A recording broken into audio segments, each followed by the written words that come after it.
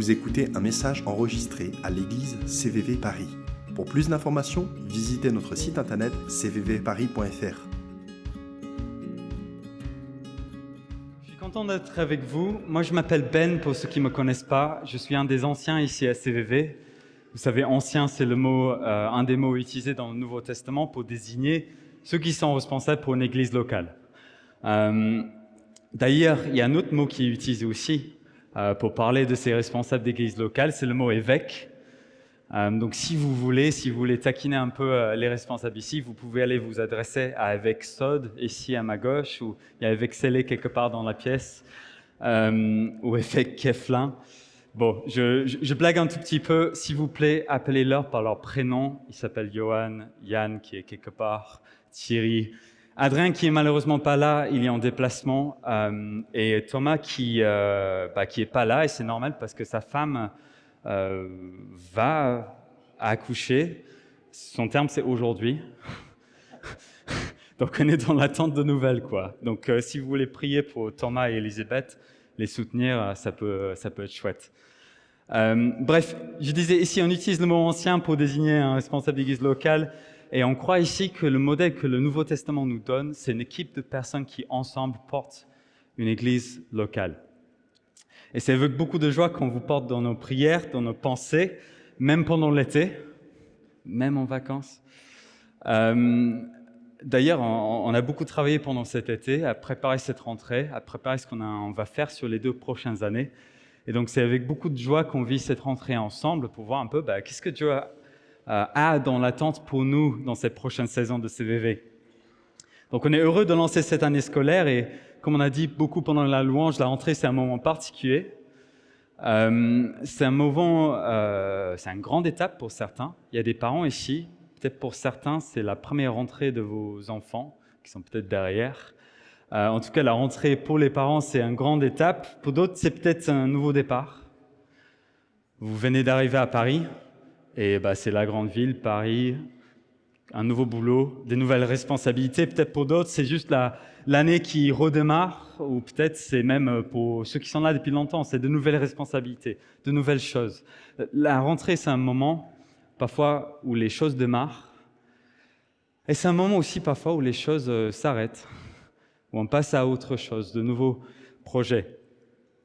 Et bref, c'est la rentrée. Et pour la rentrée de cette église de CVV, on est assez enthousiaste de parler de ce qu'on a un peu dans le cœur, dans les tripes, si vous voulez, pour les prochaines années de cette église, sur les 2 sites. Vous savez, on croit ici que Dieu a un grand appel pour son église internationale, dans toutes les nations du monde, son église qui rassemble des personnes avec des langues différentes, qui parlent différemment, son église qui est partout dans le monde. Il a des grands projets pour elle, mais il a aussi des grands projets pour nous, pour cette expression ici de l'église locale, de sa famille internationale qui est CVV ici. Et un des versets que je préfère, un de mes versets préférés dans la Bible, c'est Matthieu 16, 18. Peut-être on a des slides, oui, on a des slides. Où Jésus dévoile son projet pour son Église. Il dévoile ses intentions pour l'avenir, il dévoile un peu ce qu'il va faire sur le reste de l'histoire de l'humanité. Et voici ce qu'il dit, je bâtirai mon Église. Je construirai mon Église. Et ce qu'il dit après est étonnant et assez frappant. Je bâtirai mon Église contre laquelle la mort elle-même ne pourra rien. Son projet, son plan, c'est de former un peuple après son cœur, un peuple de toutes les nationalités, de toutes les langues, des grands et des moins grands, des occidentaux, des orientaux, des parisiens, des pas parisiens, des riches et des pauvres, formant ensemble une nouvelle famille en Christ, centrée et formée autour de lui et son évangile. Jésus, son projet, c'est de bâtir son Église. Et avec Kenza, on a été de passage à Sisteron cet été. C'est une petite ville un peu perdue qui se trouve entre Aix ou le Luberon et Gap. C'est sur une rivière, un croisement de 2 rivières d'ailleurs. Et dedans, dans cette ville, on voit un tout petit peu, il y a une magnifique citadelle qui se tient sur un rocher au-dessus. Et c'était assez impressionnant de faire la visite de cette citadelle parce que déjà, il faut monter, il faut marcher pour arriver jusque dedans. Et c'était en plein cagnard, sous le soleil. C'était compliqué pour Kenza, vous l'avez vu, comme elle est enceinte. Mais bref, on est monté jusqu'au début de cette citadelle et on entre. Et ce qu'on découvre, c'est étage après étage après étage d'énormes murs fortifiés. Certains qui datent même du XIIIe siècle, d'autres qui ont été construits depuis. Bref, c'est impressionnant. On monte des escaliers, il y a encore un niveau. On monte des escaliers, il y a encore un niveau. De murs grands et impénétrables. Et puis on arrive tout en haut. Et en haut, on arrive sur, comme une sorte de, comme une sorte de muraille tout serré, qui fait à peu près ça de large, qui va sur plusieurs centaines de mètres, juste sur le pic du rocher. On le voit un petit peu dans l'image tout en haut. Et on a l'impression d'être au-dessus de la ville, de la surplomber et de voir de tous les côtés les vallées qui se prolongent et les rivières qui passent et les montagnes en face. C'est assez impressionnant. Et cette citadelle, d'ailleurs, était tellement impressionnante que Napoléon, en 1815, quand il a voulu revenir d'exil et regagner Paris, la nuit, avant de devoir passer par Sisteron, et il a eu tellement peur et il était tellement stressé de passer par cette citadelle qu'il n'a pas dormi de la nuit apparemment. Donc même Napoléon, il était inquiet parce que, en effet, si les hommes de la citadelle voulaient lutter contre lui, voulaient défendre la citadelle, bah lui, il n'aura pas d'opportunité à passer, son projet sera cuit. Et l'église que Jésus bâtit, l'édifice qu'il est en train de construire, n'est pas juste une petite chapelle de village. Je ne sais pas si vous avez déjà vu dans les petits villages qu'on peut trouver partout en France, des petites chapelles, ils sont tout mignons, ils sont sympas et c'est chouette. Mais ce qu'il est en train de construire ressemble plus à une grande citadelle.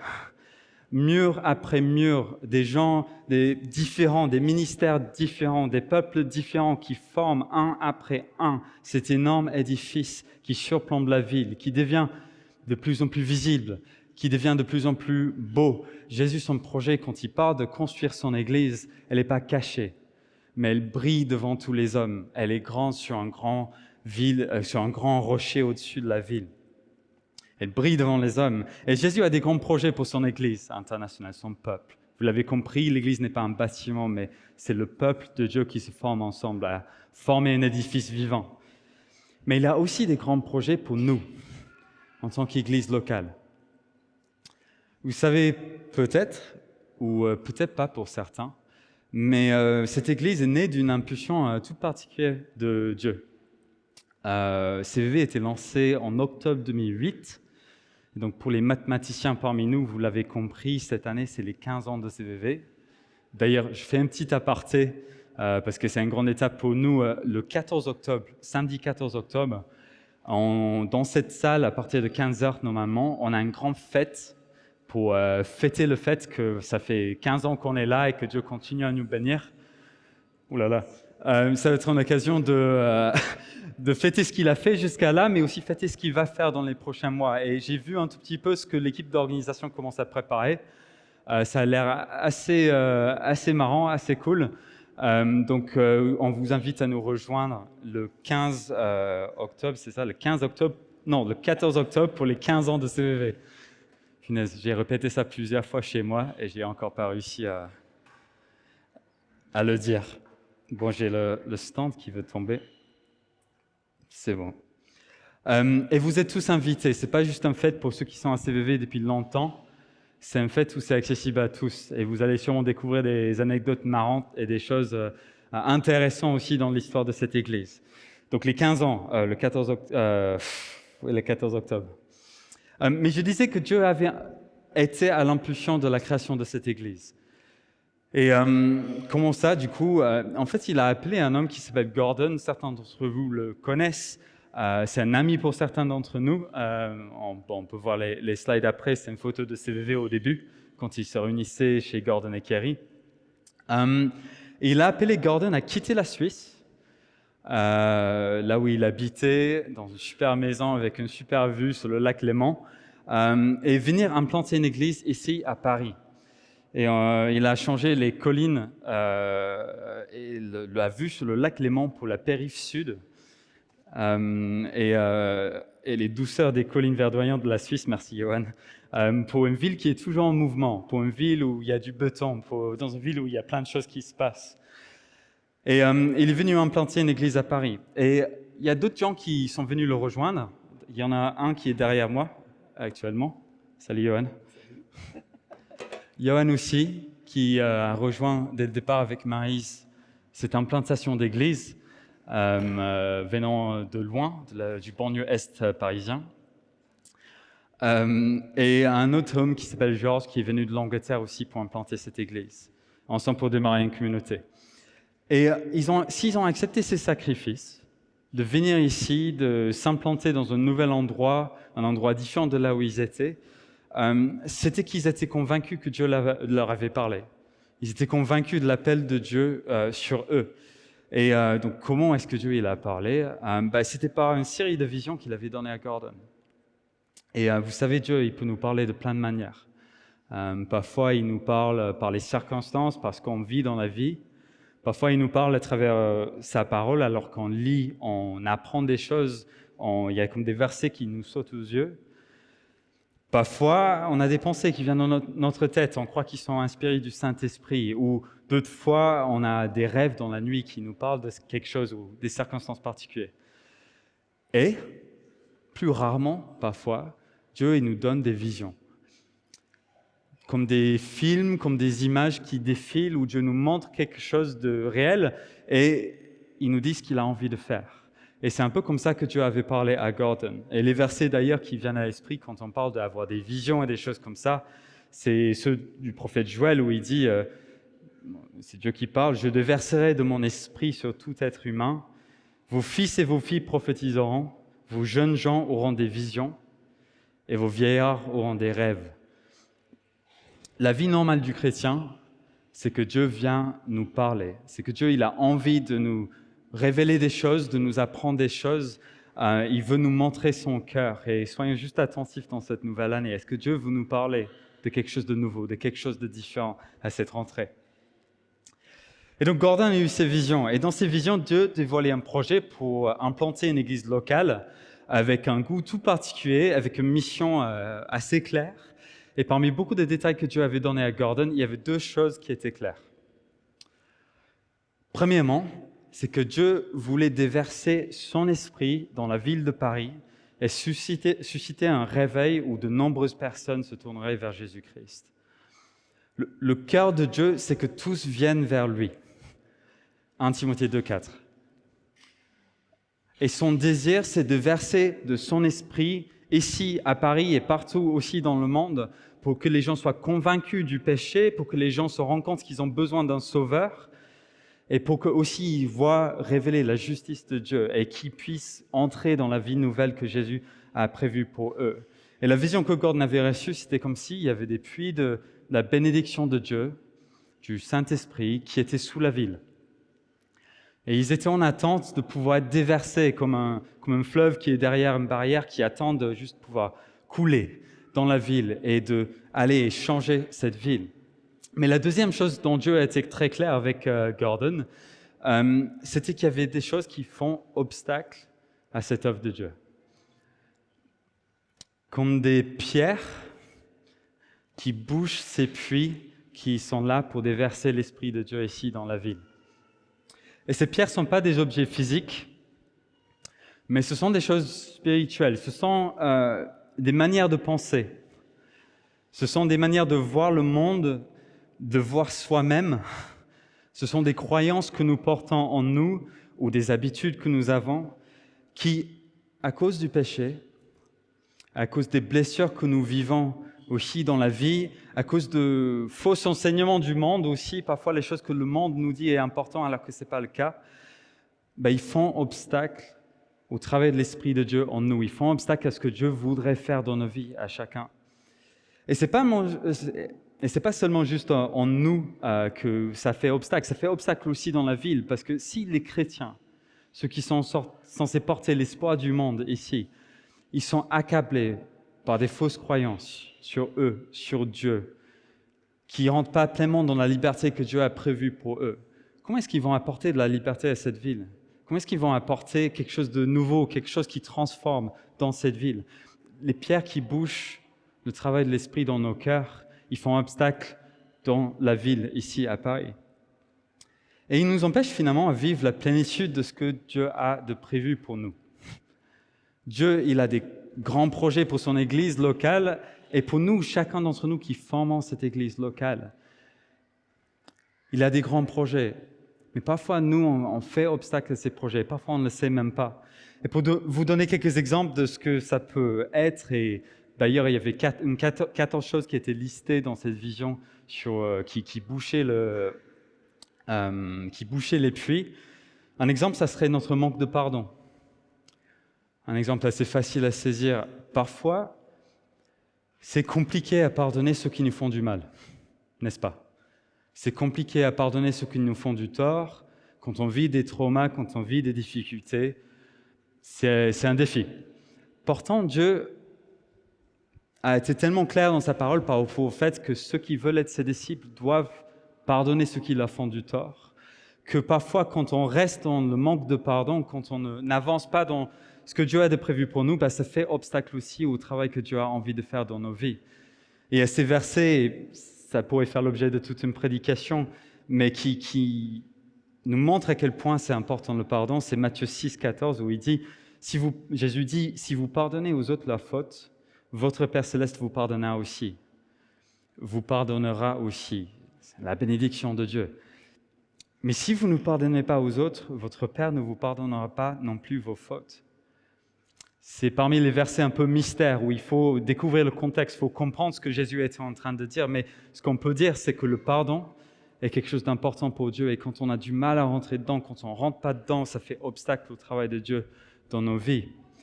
Un autre exemple, ça serait le manque de générosité. On a un Père qui est tellement généreux avec nous, qui pourvoit à tous nos besoins, qui pourvoit au-delà de nos besoins. Mais parfois, par peur de manquer, par peur de ne pas avoir de ce qu'il nous faut demain, on manque de générosité les uns vers les autres. On a peur de donner de l'argent à quelqu'un qui en a besoin. On a peur de se mettre potentiellement dans le rouge à la fin du mois pour aider quelqu'un qui est dans le besoin. On a parfois ce manque de générosité et le fait de ne pas rentrer dans ce que le Père voudrait qu'on soit, des enfants généreux, parce que notre Père prend soin de nous, ça fait obstacle parfois au travail au travail de Dieu dans nos vies. Allez, juste un petit dernier exemple, parce qu'il y en a 14, on ne va pas tous les faire ce matin. Quelque chose qui fait obstacle aussi à ce que Dieu aimerait faire dans nos vies, c'est notre tendance à vivre une foi trop centrée sur nous-mêmes, c'est-à-dire notre tendance individualiste. Et c'est quelque chose qu'on rencontre surtout dans l'Occident, surtout dans nos sociétés modernes. Ça n'a pas toujours été le cas, c'est quelque chose de récent et peut-être il y a des choses bonnes qui en découlent, mais il y a aussi beaucoup de moi, beaucoup de moi-même, beaucoup de mes besoins, ce que moi je pense, ce que moi je voudrais. Et le problème, c'est que Jésus nous a appelés à former un corps ensemble, à être les uns là pour les autres, à être attentifs aux autres, à même mettre l'autre au-dessus de nous, faire en sorte à ce qu'il soit plus important que nous. Et notre fait de nous centrer sur nous-mêmes parfois fait obstacle au travail de Dieu. Donc, vous l'aurez compris, dans cette vision, il y a un certain nombre de pierres qui sont comme des obstacles dans nos vies. Et la mission que Dieu avait donnée, avait insufflé à l'équipe qui a lancé cette église, c'était il faut travailler à voir ces pierres déboucher dans nos vies pour qu'elles soient débouchées dans la ville ensuite et qu'on voit un réveil sans pareil ici à Paris. Et donc en plus du fondement qui est d'être une église qui prend au sérieux la parole de Dieu, qui obéit à ce que Dieu a dit, en plus d'être une église qui veut être remplie de l'Esprit, en plus d'être une église qui met Jésus au centre et qui met son évangile au centre de tout ce que nous faisons, nous avons un goût particulier. Si vous voulez, il y a le Morbier, il y a le Mont d'Or, il y a le Cantal, etc., etc. Et puis il y a CVV. Il y a comme un goût local ici, dans ce que nous avons à faire ensemble. Notre mission particulière est de travailler à voir ces puits débouchés dans nos vies. C'est notre raison d'être, Ça reste notre raison d'être, mais on a à cœur dans les prochaines années de se mettre en action de manière concrète. Vous avez peut-être reçu un mail, on a parlé du fait que une vision sur 2 ans, quelque chose de concret sur les 2 prochaines années, c'est ce dont on a envie de parler maintenant. Et hier, on était en réunion avec les différents leaders d'équipe et les différentes personnes responsables dans les 2 sites de CVV. Et il y a un verset qui a été partagé qui était particulièrement parlant pour cette nouvelle saison dans laquelle on se lance en tant qu'Église. Et c'était les versets d'Ésaïe 43, à partir du verset 18, où c'est écrit « Ne vous rappelez plus des événements du passé, ne considérez plus les choses d'autrefois. Je vais réaliser une chose nouvelle. » Et puis il continue dans ces versets, « Elle germe dès à présent, ne la reconnaîtrez-vous pas? J'ouvrirai un chemin à travers le désert. Et je ferai jaillir des fleuves dans la steppe. » Cette chose prophétique que Dieu nous donne, qui nous fait rentrer, comme il l'a fait avec les Israélites à cette époque-là, qui nous fait entrer dans de nouvelles choses, qui nous fait entrer dans des terres arides, et il va mettre la vie dans ces terres arides. On a aussi eu cette idée qui a été évoquée hier, que c'était comme si Dieu nous donnait un drapeau. Et ce drapeau symbolisait, incarnait un tout petit peu cette mission que nous avons en tant qu'Église, de voir une Église qui entre dans la liberté que Dieu a prévue pour elle. Et c'était comme si Dieu nous disait ensemble, saisissons ensemble ce nouveau drapeau, cette nouvelle chose que le Seigneur veut faire parmi nous, et allons planter ce drapeau en plein milieu d'entre nous. Il va faire des choses nouvelles en notre milieu. Et c'était très passionnant de prier ensemble pour l'avenir, pour les prochains mois. Et donc la question qui vient, et cette idée de vision sur 2 ans, c'est comment se mettre en action. Comment est-ce que concrètement on peut avancer dans les prochains temps? Et la question qu'il faut se poser quand on parle de se mettre en action, c'est de quoi est-ce que Dieu nous parle? Et malheureusement, la réponse à cette question, c'est il nous parle de beaucoup de choses.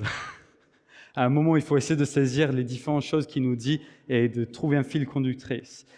Et ce qu'il nous a donné, ce qui nous a inspiré, c'était 3 mots. 3 mots vraiment simples, pas compliqués, qui seraient comme des mots-clés pour nous dans les 2 prochaines années de la vie de CVV.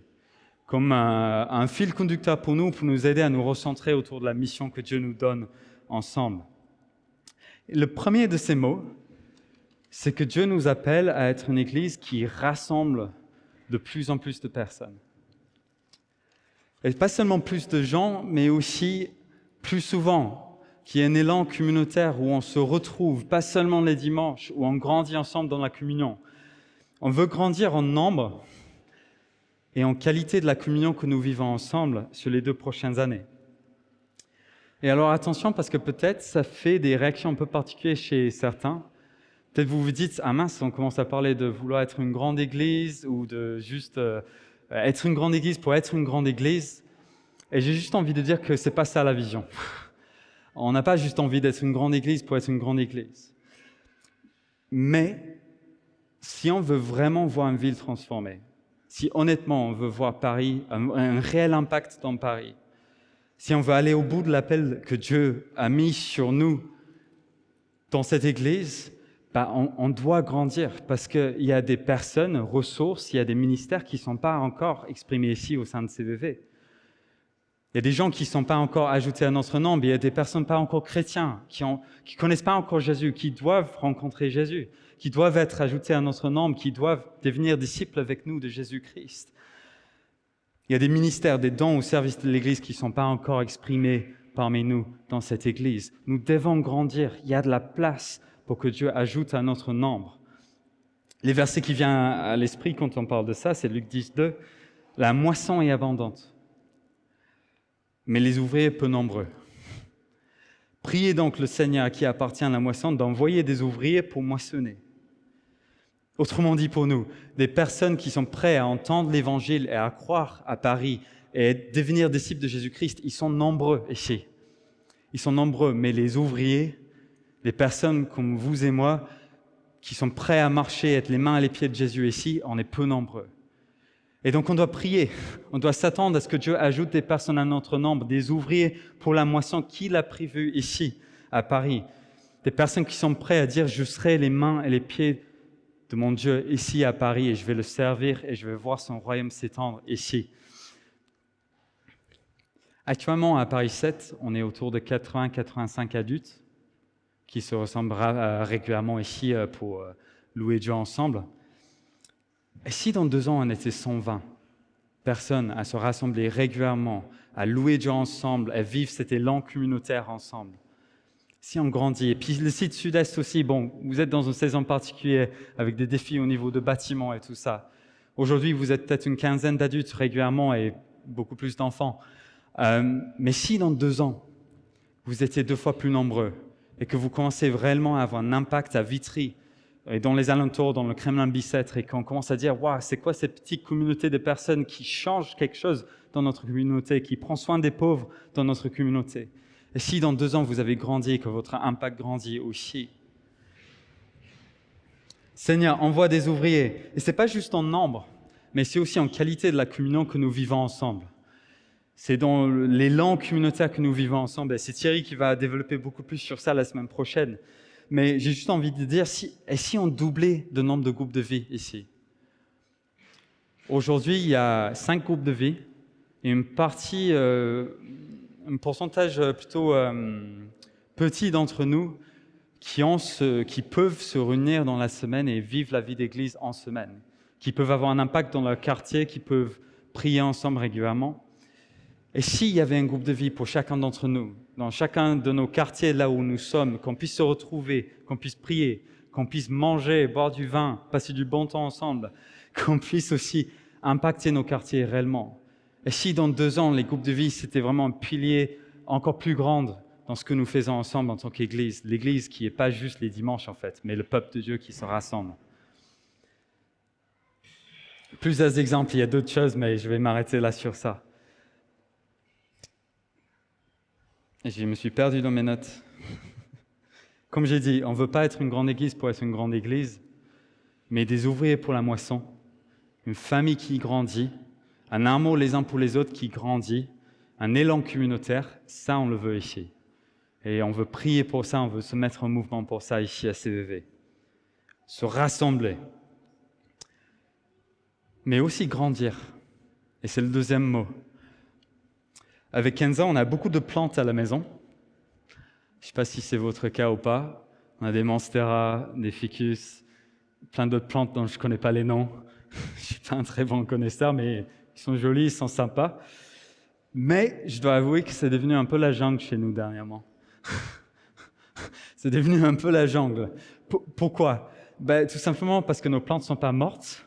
Elles sont bien vivantes, on en prend soin. Elles sont bien nourries. C'est Kenza qui s'en occupe, elle fait ça mieux que moi. Et donc, elles poussent, quoi. Les plantes, elles sont vivantes. Elles poussent, elles prennent de l'espace. Elles prennent de plus en plus de territoire dans la maison. Et nous aussi, nous sommes faits pour grandir. Comme les plantes sont aussi. On est faits pour pousser et pour devenir de plus en plus matures dans notre marche avec le Seigneur. Et peut-être parfois, dans nos vies, il y a comme des maladies, ou comme des infestations d'insectes, ou comme un manque d'eau, parfois. Vous avez bien compris, je parle de plantes. Mais c'est ces choses qui font obstacle à la croissance aux croissances de la plante. Des choses qui empêchent à ce que de nouvelles feuilles puissent pousser, à ce qu'elle devienne plus grande et plus mature.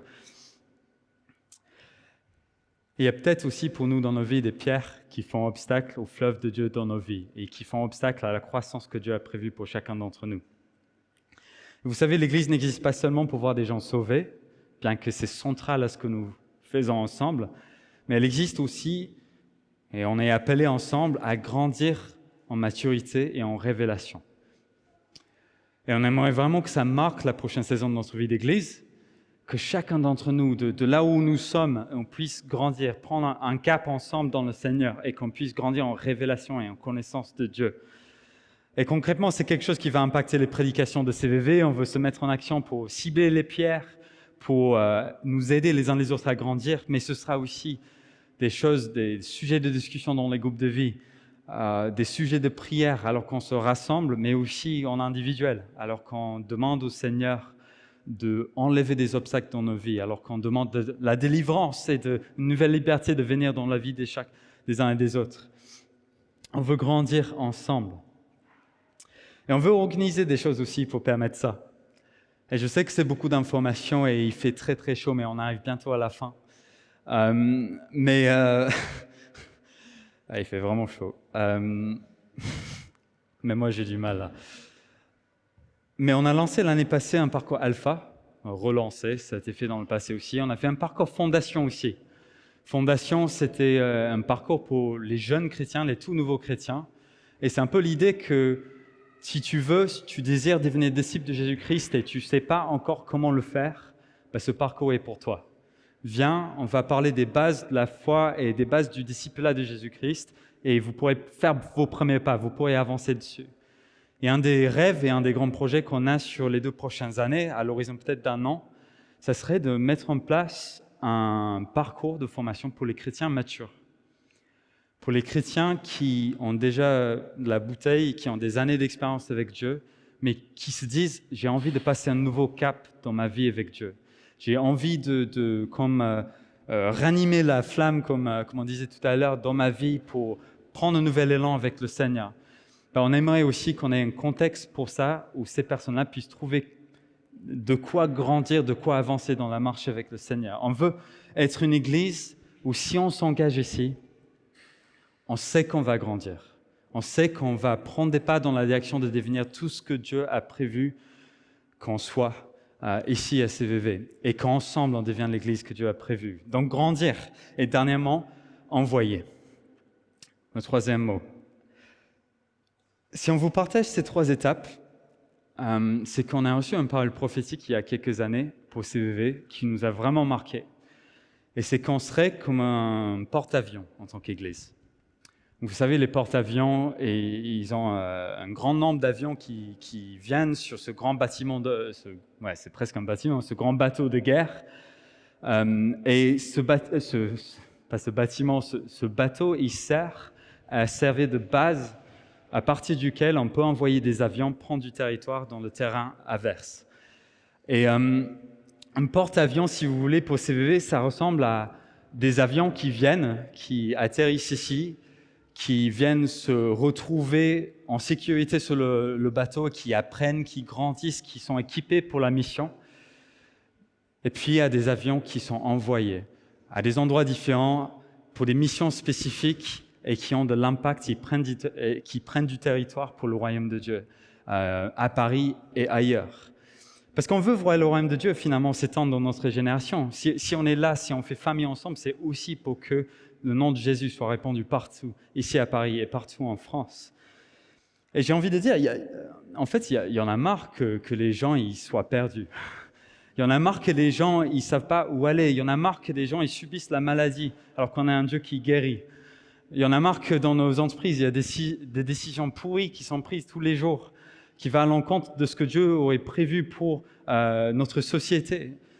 Dieu, il nous appelle à faire avancer son royaume et dire stop, ça s'arrête. On veut maintenant voir le royaume de Dieu avancer. On veut voir tout ce qui constitue son royaume s'établir ici sur la terre.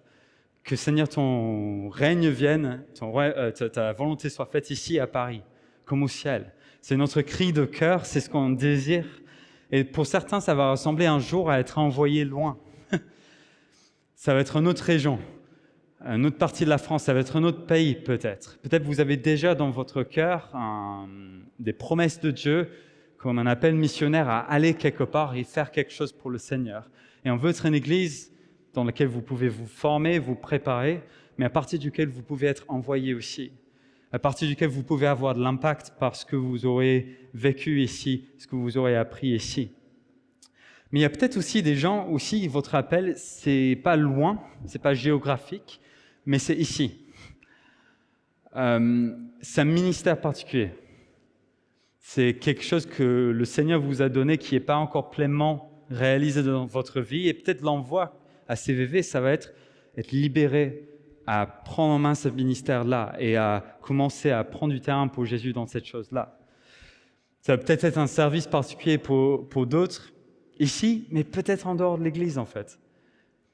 Peut-être qu'il y a des gens qui sont appelés à être des entrepreneurs, à avoir un impact dans le monde des affaires et un impact sociétal. Peut-être qu'il y a des gens ici qui sont appelés à avoir un impact dans la politique peut-être. Ce sont des endroits compliqués, mais où le Seigneur envoie des ouvriers.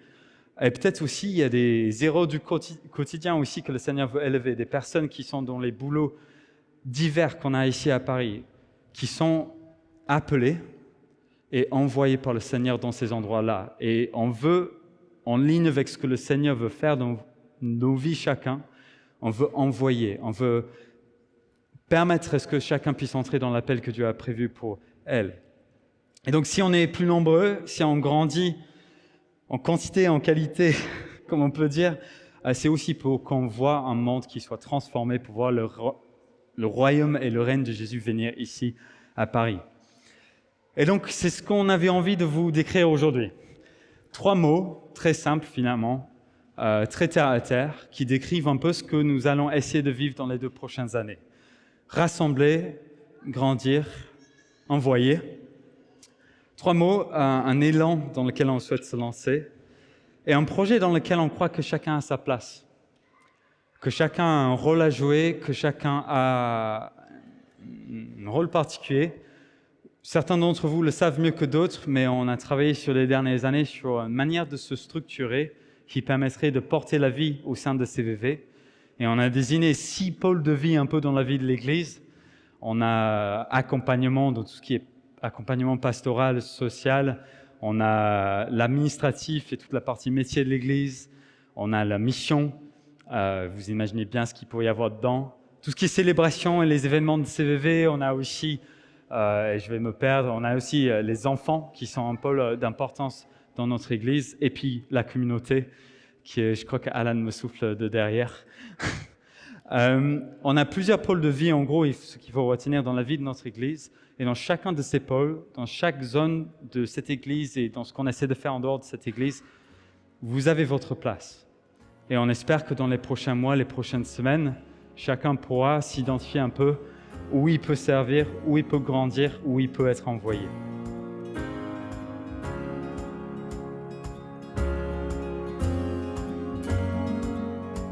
Vous venez d'écouter un message enregistré à CVV Paris. Pour plus d'informations, visitez notre site internet cvvparis.fr.